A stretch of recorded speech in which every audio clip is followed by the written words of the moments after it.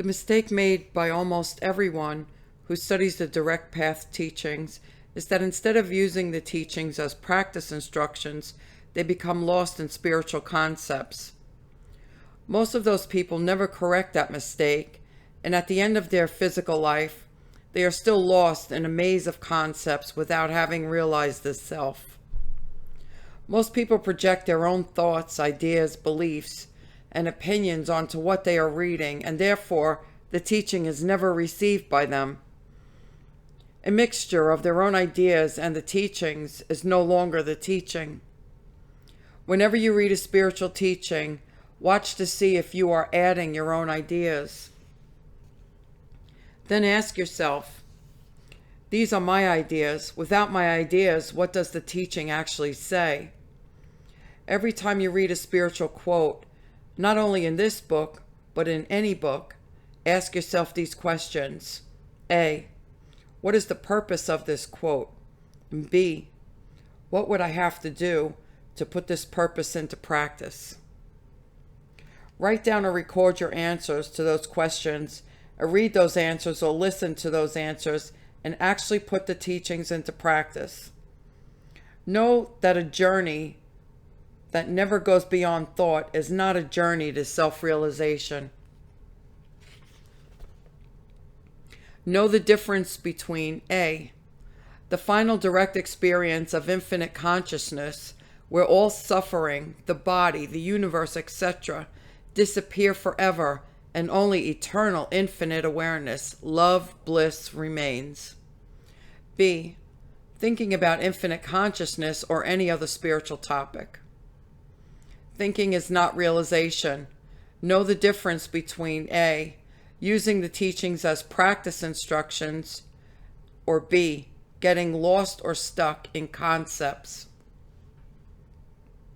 How Not to Get Lost in Concepts is book 6 in a series of 6 books called the Self-Realization Series. One purpose of this series is to put just one category of quotes into a small book that has the advantage of making it easier to focus, meditate on, grasp, and have insight into just one subject at a time. That makes the approach simple, easier, and less complicated. The idea is to stay focused on just one subject until you have received everything you need to receive from that one subject.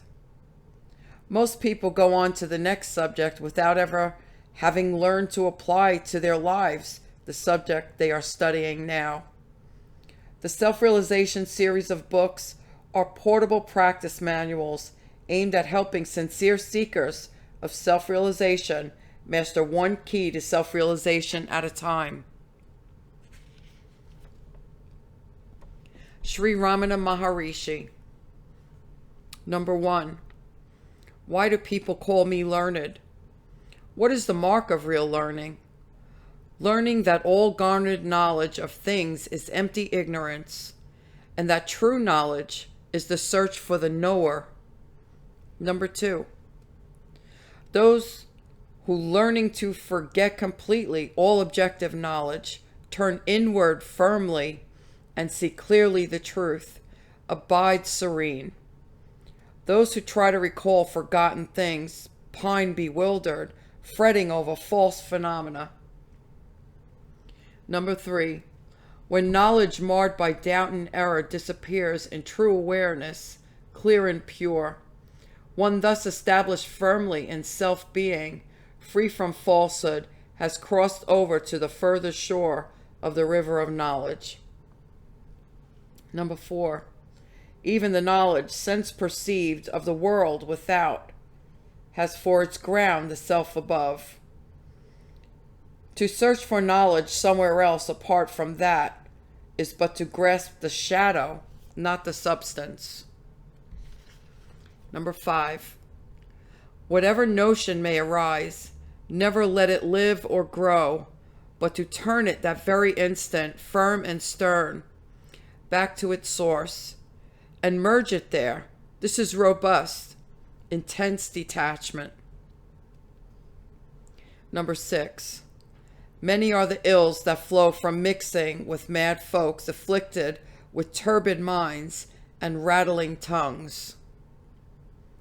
Best friendship is those with good men whose minds are dead and who abide in the pure silence of awareness. Number 7, those who do not dive into the heart and there confront the self in the 5 sheets hid are only students answering out of books, clever questions raised by books, and not true seekers of the self. 8. The knowledge that ignores the self, the knower, and holds as true the field perceived is but elusive folly. No matter how much one has learned, true knowledge is the merging of all indicative knowledge in awareness of the self. Number 9, the one true light there is pure awareness. Other kinds of knowledge clinging to it and claiming to be real are ego-born conceptual clouds. To trust them is sheer folly. 10. All other kinds of knowledge are base, trivial. The only true and perfect knowledge is the stillness of pure awareness. The many differences perceived in the self, whose nature is awareness, are wrong attributions and not real at all. 11. What sort of knowledge is this wretched bodily mental knowledge of objects? Would those who long for pure awareness hanker after this? To know pure awareness is true wisdom. All other knowledge is mere folly. 12. What if one knows the subtle secret of manifold, inscrutable mysteries? Until one knows the awareness which reveals all other knowledge, does one know the truth? 13. How can any treatise thrust some wisdom into that human seeming heap of clay, which keenly watches things perceived and not at all the self, awareness? 14. What is worth seeking and discovering is the truth of self. Such knowledge comes only to the still, clear intellect not muddled by strenuous search without, but questing for the truth in silence. 15. Of fate and effort, which is stronger? Which will yield? Which will prevail? Those who wage this war of words are wholly ignorant of that from which the world and the ego both appear, and into which they disappear. 16. Some there are who endlessly jump and sweating shout full-throated, refuting or elaborating doctrines, instead of binding in clear silence, inquiring into that which is, and in the heart enjoying it. 17. None can perceive the sun, the self, by arguments. Vexatious mental disputes are but conceits that cloud the light of truth and make the eyes in dizziness swim. 18. Far from revealing truth, words only darken and conceal it. To let the truth shine of itself instead of burying it in words, merge in the heart both word and thought. 19. Let not your intellect become a slave to the mere sound and fury of controversy. Enter the heart with mind, pellucid concept free, and realize your natural being as the truth. 20. From questing inward in the heart comes knowledge, which destroys all false illusions. 21. Can hunger be appeased by eating food cooked over a painted flame? The end of pain, the bliss of peace, results from egoless awareness and not at all from verbal wisdom. 22. Never through argument, but only by abiding in the heart as pure awareness, which lights up and shines within the mind, can one enjoy the thrill, the throb, the bliss supreme of being the self. 23. Knowing aright the nature of the self and abandoning the non-self as void, unreal, is wisdom true. All other knowledge is ignorance and not wisdom. 24. Even like a dream, this waking world is but a mind-conceived appearance in mind space. Hence, greatness lies in firmly ending indicative knowledge and the folly of fondness for outer objects. 25.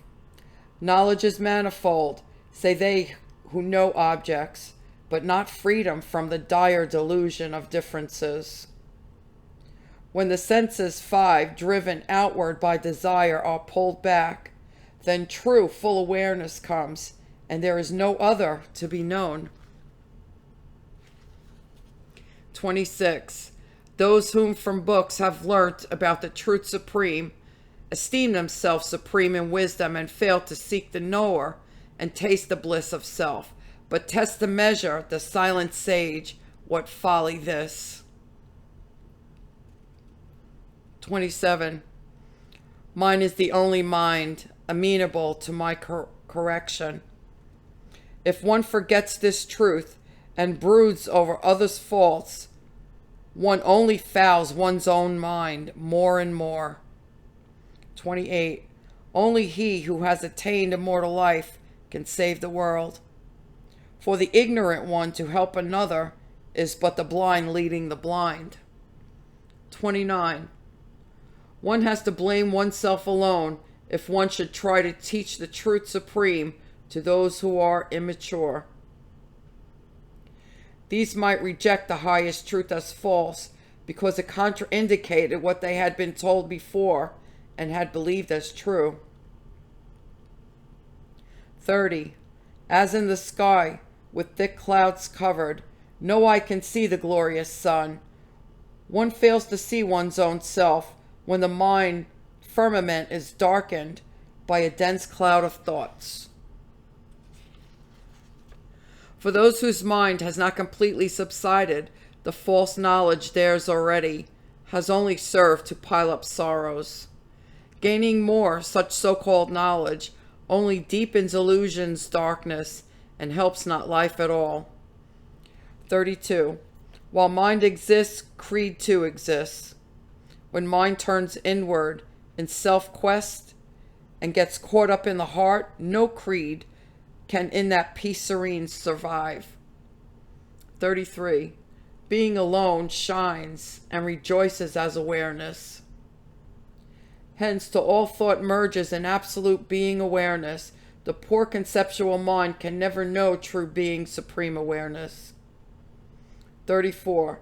The sage's pure mind which beholds as a mere witness the whole world is like a mirror, which reflects the foolish thoughts of those who come before him.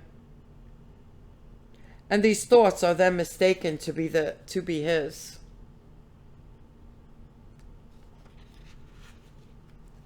35. The learned man who, letting go the self, the real being, sees and cherishes this dream, this false elusive world, may be a scholar. Something different is he who has gained the clarity of knowing the self. He is a knower. 36. Holding in their hands the mirror, the scripture which declares the self alone is to be known. Many, alas, study with care the text and commentaries. Only few seek the self and gain true life. 37. Far different from the scholar learned in books of wisdom is the seer. Those who seek freedom from bondage of ignorance had better leave scholars alone and enter the presence of seers established in self-supreme. 38. What is true religion? It is not speculating with that inconsistent mind and endless speaking. That is being. No, that has no being. That has form. No, that is formless. That is non-dual. No, it is dual. It is the silence, the experience of deathless being, awareness, bliss. 39. In the language of duality alone are questions and answers. In non-duality, they are not. 40. He who by questing inward for the knower has destroyed the ego and transcended so-called knowledge abides as the self. He alone is a true knower, not one who has not seen the self and therefore has an ego still. Sri Sadhu Om. 41. Thoughts are the enemy of happiness. Happiness reigns when thoughts subside. In fact, the thoughts are the veil that covers over the happiness. When this veil is removed, happiness is revealed. 42. Where thoughts cease, happiness reigns supreme. Such is the truth about happiness.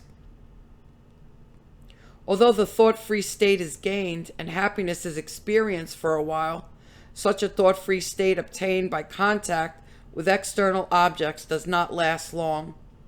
Therefore, it is clear that one can never achieve the thought-free happy state permanently with the help of the five senses. 43. However learned, rich, or powerful he may be, if a man has no clear knowledge of what he really is, all his learning, greatness, and power are merely fictitious. Hence, the first lesson is to be learnt is about one's own self. 44. Whatever doubt may rise, it cannot rise without the rising of you, the first to have risen, who raised it. Therefore, the primal doubt, namely that of not knowing who you are, is the root of all doubts. 45. Until this primal doubt is cleared, replying to your other doubts will be just like cutting the leaves off the branches of a tree, because they will sprout again and again. But if the root is cut, they will not sprout again. Sri Muruganar. 46. As the gracious light of inner realization entered my heart, all knowledge acquired through learning was exposed as merely a creation of the mind, and as it fell away, my consciousness, free of attributes, shining in its natural state of attachment to the self, that shines without attachment to anything, gained its final victory as the consciousness that is absolute and all-embracing. 47. The self abides as the fullness of consciousness within the mind, and it alone illumines as the mind. Therefore, only the science of knowing the grace of the self that shines as pure consciousness is true science. All other sciences are false. 48. If we apprehend the non-dual reality, it will be seen that within the self that shines in the heart as pure knowledge, that it is our duty to learn and know all other forms of knowledge have come into being through the illusory play of the mind. 49. Through the miracle of grace that penetrated me in the form of true all-embracing consciousness, so that the ghostly charade created by the evil ego was abolished, I perceived that there was nothing that I needed to learn through the intellect. 50. The heart in which words and thoughts have subsided, and which remains as the all-pervading reality, in which there is no going, no coming, no contact with anything whatsoever, will overflow with the ambrosial clarity of the Supreme. 51.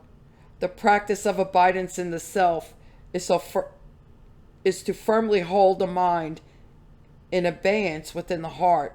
It is not an act of thinking. 52. The self shines through its very nature as a beautiful radiance within the heart, as all thought subsides. Realizing that the power of thought could never truly grasp it, you should abandon all such conceptualization. 53. The enduring attainment is to become established in the heart, abiding as the pure I, unruffled by the fierce gale whipped up by all the various branches of knowledge that are apprehended through the mind and senses and cause us agitation. Sri Annamalai Swami. 54. All the information the mind accumulates and all the experiences it collects are ignorance, false knowledge. Real knowledge cannot be found in the mind or in any external location. 55. Don't be interested in the words that the mind is serving up for you. It is putting them there to tempt you into a stream of thoughts that will take you away from the self. You have to ignore them all and focus on the light that is shining within you. Sri Nisargadatta Maharaj. 56. Those who know only scriptures know nothing. To know is to be. I know what I am talking about. It is not from reading or hearsay. 57. On the verbal level, everything is relative. Absolute should be experienced, not discussed. 58. Truth is simple and open to all. Why do you complicate? Truth is loving and lovable. 59. Give up all questions except one. Who am I? After all, the only fact you are sure of is that you are. The I am is certain. The I am this is not. Struggle to find out what you are in reality. 60. All these questions arise from your believing yourself to be a person. Go beyond the personal and see. 61. The realized man knows what others merely hear, but don't experience. 62. My stand I take where nothing is. Words do not reach there, nor thoughts. 63. The real is experienced in silence. 64. Maharaj, remember facts, forget opinions. Questioner, what is a fact? Maharaj, what is perceived in pure awareness, unaffected by desire and fear, is fact. 65. You must know your own true being as indomitable, fearless, ever victorious. Once you know with absolute certainty that nothing can trouble you but your own imagination, you come to disregard your desires and fears, concepts and ideas, and live by truth alone. 66. It is the earnestness that liberates and not the theory. 67. Your sincerity will guide you. Devotion to the goal of freedom and perfection will make you abandon all theories and systems and live by wisdom, intelligence, and active love. Theories may be good as starting points, but must be abandoned the sooner the better. 68. There is no need to turn around and around in endless questioning. Find yourself and everything will fall into its proper place. 69. Yours is a make-believe talk. All hangs on suppositions and assumptions. You speak with assurance about things you are not sure of. 70. Words are the mind, and the mind obscures and distorts. Hence, the absolute need to go beyond words and move over to my side. 71. You give reality to concepts, while concepts are distortions of reality. Abandon all conceptualization and stay silent and attentive. Be earnest about it, and all will be well with you. 72. Try to go beyond the words. 73. Unready means afraid. You are afraid of what you are. Your destination is the whole, but you are afraid that you will lose your identity. This is childishness, clinging to the toys, to your desires and fears, opinions and ideas. Give it all up and be ready for the real to assert itself. 74. Do not worry about others. Deal with your own mind first. 75. Learn to look without imagination, to listen without distortion. 76. Your questions are about non-existing person. 77. The silence of the mind will dissolve and absorb all else. 78. Do not ask superficial questions. Apply yourself to fundamentals, to the very roots of your being. 79. There are so many theories devised for explaining things. All are plausible, none is true. 80. To see that all knowledge is a form of ignorance is itself a movement of reality. 81. You want immediate results. We do not dispense magic here. Everybody does the same mistake, refusing the means but wanting the ends. 82. I cannot solve your problem by mere words. You have to act on what I told you and persevere. It is not right advice that liberates, but the action based on it. 83. By doing you succeed, not by arguing. 84. Now I know nothing, for all knowledge is in dream only and not valid. 85. All experience is born of imagination. I do not imagine, so no birth or death happens to me. 86. Let us not proceed by verbal logic. 87. The most difficult are the intellectuals. They talk a lot but are not serious. 88. Mere talking about reality without doing anything about it is self-defeating. 89. You are entangled in the web of verbal definitions and formulations.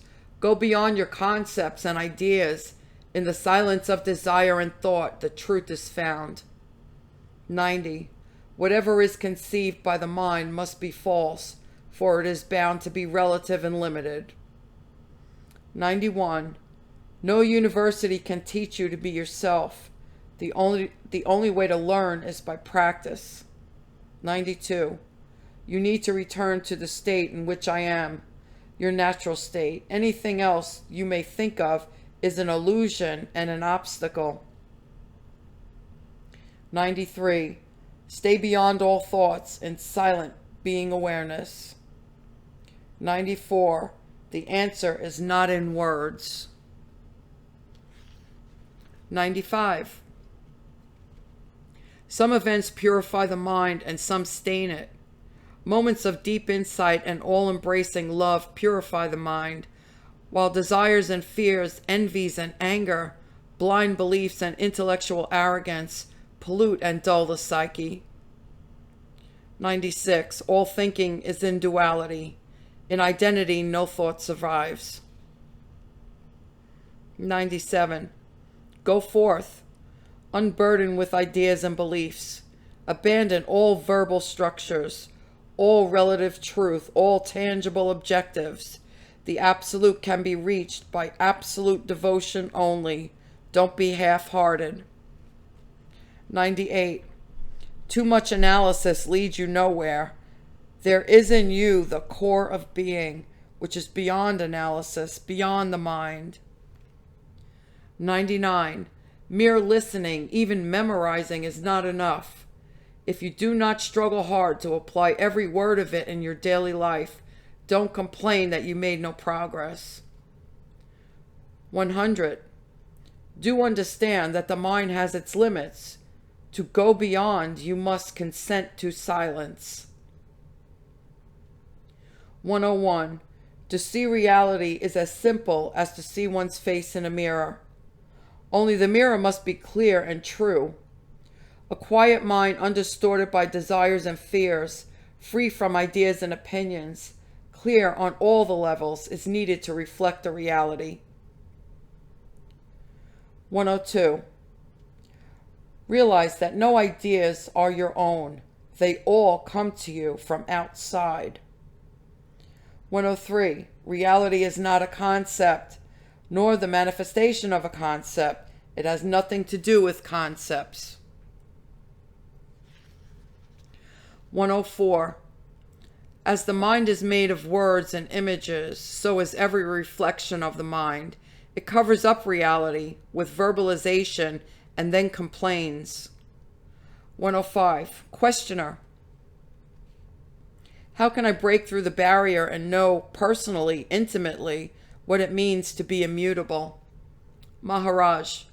The word itself is the bridge. Remember it, think of it, explore it. Go round it, look at it from all directions. Dive into it with earnest perseverance. Endure all delays and disappointments till suddenly the mind turns round, away from the word, towards the reality, beyond the word. It is like trying to find a person knowing his name only. A day comes when your inquiries bring you to him, and the name becomes reality. Words are valuable, for between the word and its meaning, there is a link. And if one investigates the word assiduously, one crosses beyond the concept into the experience at the root of it. As a matter of fact, such repeated attempts to go beyond the words is what is called meditation. 106. Be careful. The moment you start talking, you create a verbal universe, a universe of words, ideas, concepts, and abstractions, interwoven and interdependent, most wonderfully generating, supporting, and explaining each other, and yet all without essence or substance, mere creations of the mind. Words create words. Reality is silent. 107. Once you are beyond the person, you need no words. 108. Words and questions come from the mind and hold you there. To go beyond the mind, you must be silent and quiet. Peace and silence, silence and peace. This is the way beyond. Stop asking questions. 109. The words are most appropriate, but you do not grasp their full import. Go deep into the meaning of the words. Being, living, conscious. And you will stop running in circles, asking questions, but missing answers. 110. You need not know all the why and how. There is no end to questions. 111. Knowledge by the mind is not true knowledge. 112. The idea that you know what is true is dangerous, for it keeps you imprisoned in the mind. It is when you do not know that you are free to investigate. 113. Words can only give you the idea, and the idea is not the experience. 114. It is earnestness that will take you through, not cleverness, your own or another's. 115. There is no reality in ideas. 116. As long as you have all sorts of ideas about yourself, you know yourself. Through the midst of these ideas, to know yourself as you are, give up all ideas. 117. Learning words is not enough. You may know the theory, but without the actual experience of yourself as the impersonal and unqualified center of being, love and bliss, mere verbal knowledge is sterile. 118. So many words you have learnt, so many you have spoken. You know everything, but you do not know yourself. For the self is not known through words. Only direct insight will reveal it. Look within, search within. 119. Whatever you can know with your mind is of the mind, not you. Sri Vasistha. 120. The fool asks irrelevant questions irreverently, and the greater fool is he who spurns the sage's wisdom. He is surely not a sage who responds to the vain questions of a foolish questioner. 121.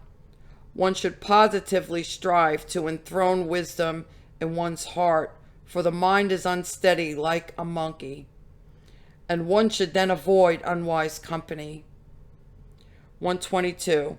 Only he would wish to hear this who is ripe for liberation. 123. Even as the ocean is the substratum of all the waves, direct experience is the basis for all proofs. The direct experience of truth as it is.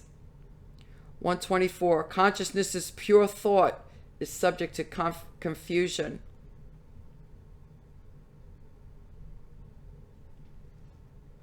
125. People like to argue and confuse others. They are indeed confused. 126. All this discussion and argumentation take place only in and because of ignorance. When there is knowledge, there is no duality. When the truth is known, all descriptions cease, and silence alone remains.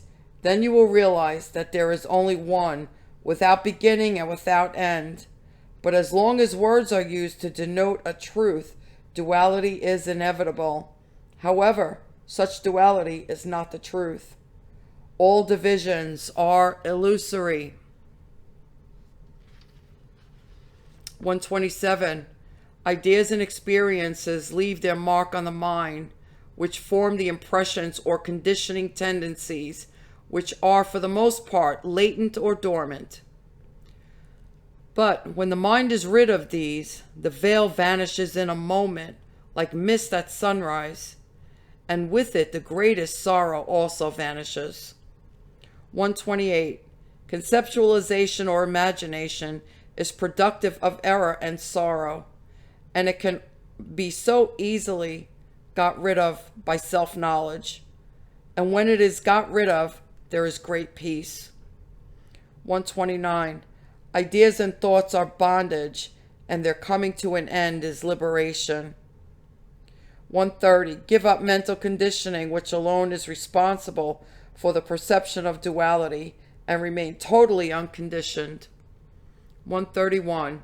A painted pot of nectar is not nectar, nor a painted flame fire, and a painting of a woman is not a woman. Wise words are mere words, not wisdom. 132. They who are established in the state of liberation, as pointed out by the scriptures, surely cross the ocean of world appearance, as their consciousness flows towards the self. But they who are caught in the net of polemics, which are only productive of sorrow and confusion, forfeit their own highest good. Even in the case of the path shown by the scriptures, only one's direct experience leads one along the safest way to the supreme goal. 133. When you realize that which is indicated by the words, then naturally you will abandon the jugglery of words. 134. Give up notions, thoughts, and intentions. When they cease, the mind naturally turns to what is truly beyond the mind, the infinite consciousness. 135. Ideation multiplies naturally by itself. This leads to sorrow, not to happiness. 136. Do not entertain ideas. 137. There is no cause for fear in the destruction of all ideation. When there is no thought, notion, or ideation ceases. 138. When thus all notions cease, there is great peace, and sorrow is destroyed to its very root. 139. Remove all thought. Do not waste your life and effort in other endeavors. 140. Bondage is bondage to thoughts and notions. Freedom is freedom from them. 141. There is no salvation without the total renunciation of all notions or ideas or mental conditioning. 142. Though appearing to be intelligent, thought is unable to comprehend anything really. 143. Craving is the root of all sorrow, and the only intelligent way is to renounce all cravings completely and not to indulge them.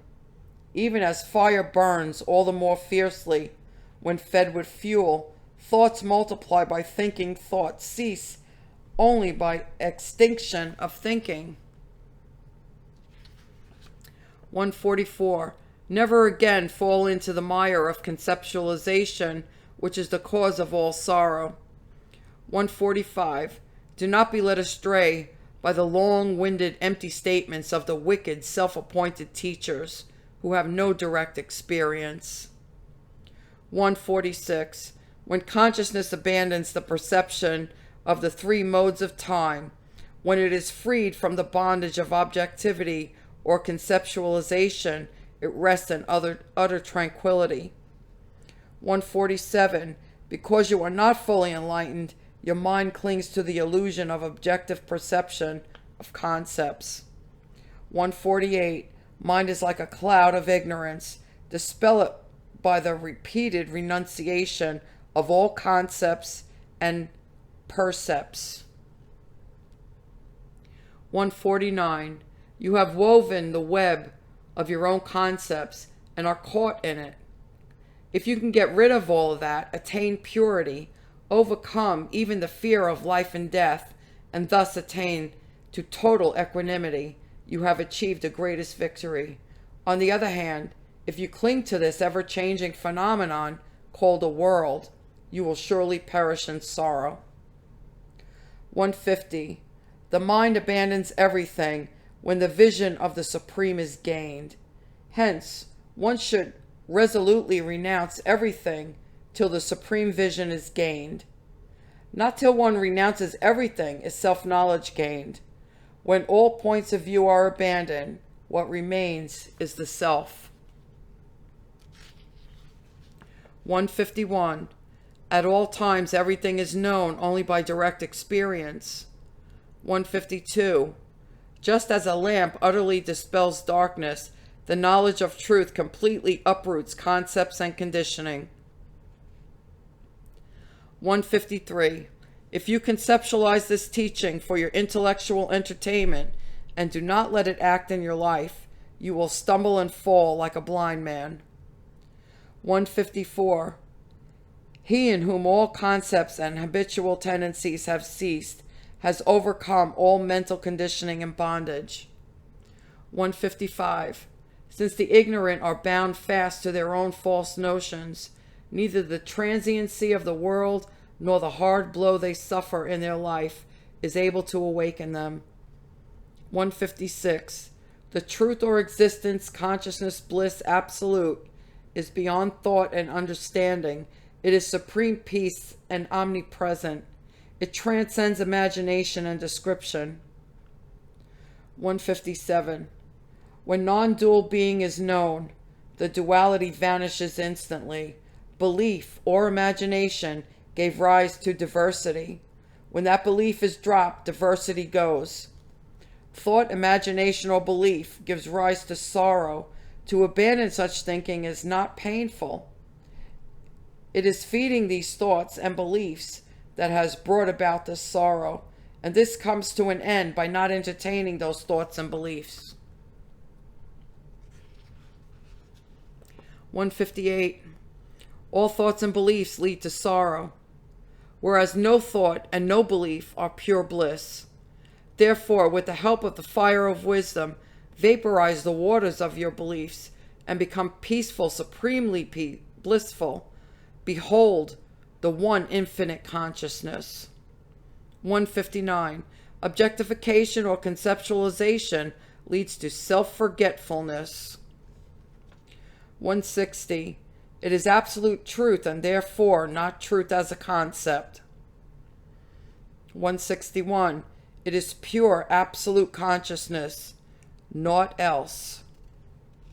162. Abandoning all limited concepts, abandoning even the division between the worshipper and the worshipped. Worship the self by the self. Be at peace, pure, free from cravings. 163. Conditioning is sorrow, but conditioning is based on thoughts and notions. However, the truth is beyond such experience, and the world is in appearance like a mirage. 164. An imaginary object is imaginatively described by someone, and one understands in one's own imagination and imagines that he understands it. 165. Abandoning mental conditioning, be a liberated soul. 166. Ignorance and mental activity are perpetuated by each other.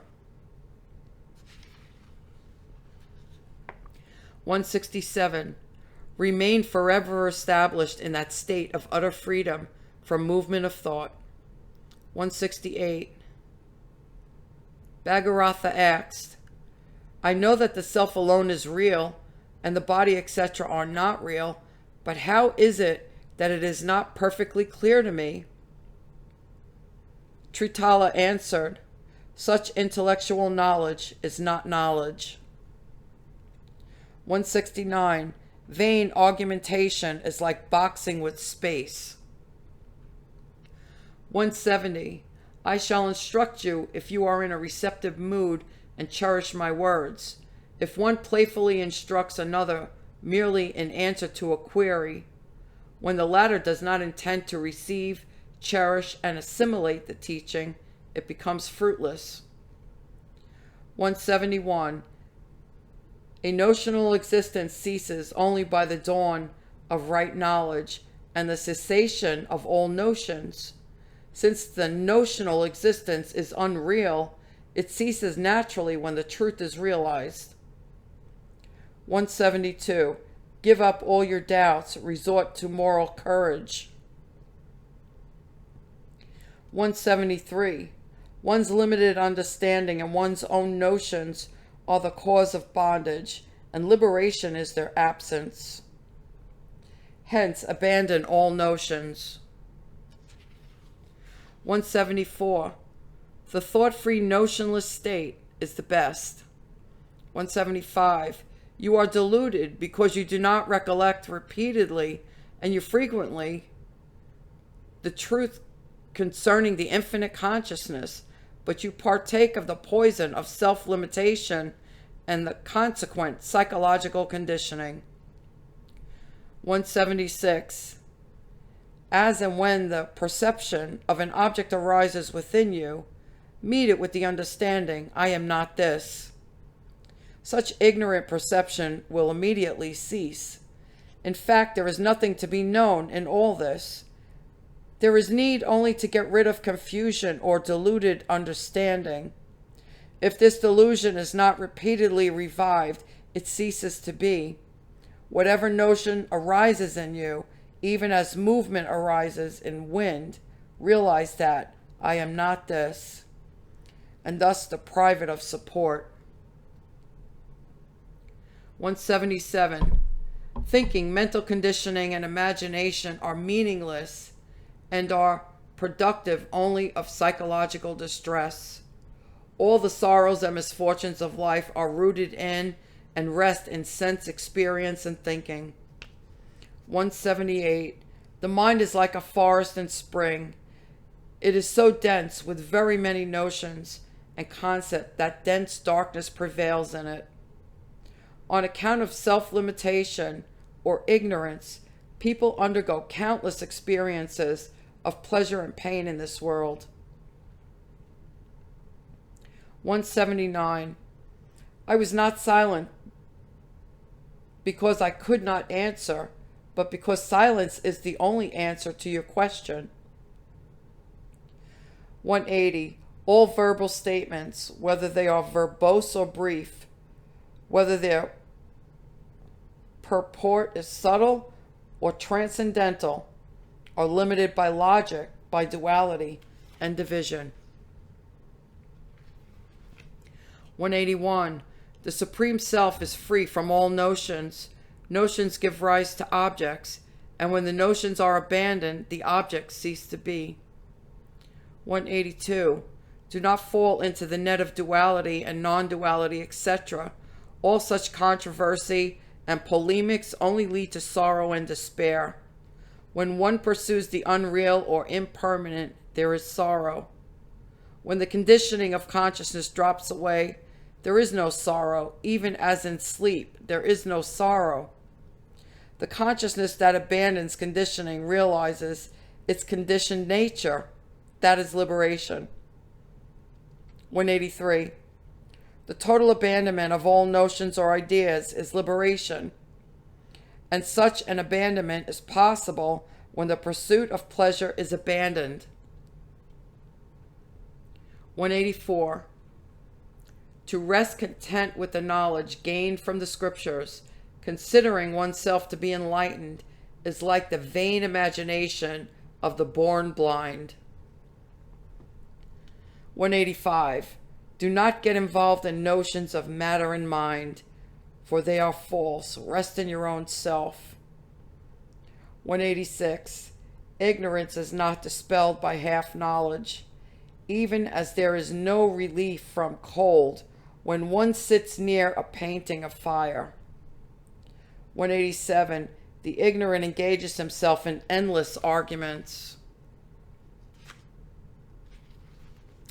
188. At the end of the world cycle, all these objects of perception cease to be. The one self, which is consciousness alone, remains, and this is indescribable, being beyond thought and description. Only the sage of self-knowledge experiences this. Others merely read these words. 189. There is something wrong with the scholars. 190. When all mental activity ceases, you are that which is. 191. Since he had not engaged himself in the persistent practice of the teachings, his heart was not fully established in the supreme state. 192. He is surely a fool who thinks, I know this and I have nothing more to know, after once reading this. 193. Abandon the words, but remain established in the experience of the truth they indicate. 194. That supreme state is beyond all concepts. 195. When one thoroughly investigates all this, it is clearly seen that the pure consciousness alone exists and nothing else. It is beyond description. At the end of the investigation, utter silence alone remains. 196. The truth does not become clear in you until it is heard again and again and meditated upon again and again. 197. Enough of this confusing argumentation concerning unity and diversity. 198. The hallmark of enlightenment is cessation of craving. When the latter is absent, there is no enlightenment, but scholasticity, which is in fact ignorance or viciousness. 199. This supreme truth is established only in total silence, not by logic, discussion, and argumentation. 200. Thus, O sage, it is clear that self-knowledge is beyond the reach of the jugglery of words. Sri Sankara. 201.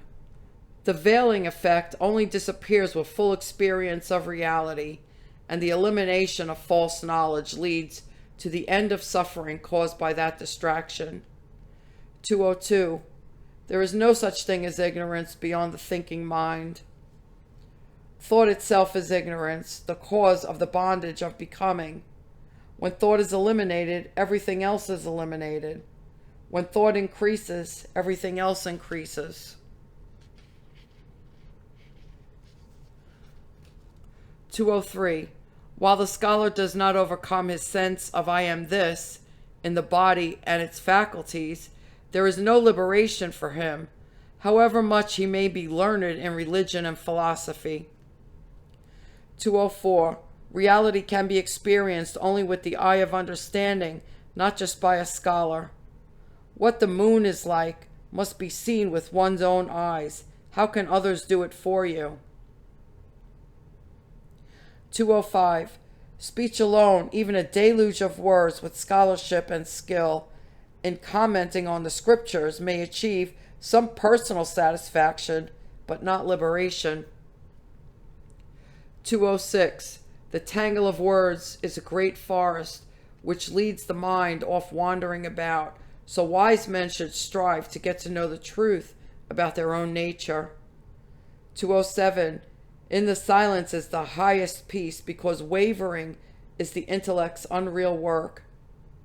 There the knowers of the eternal mighty soul enjoy unbroken happiness of partless bliss, recognizing the self as the eternal. 208.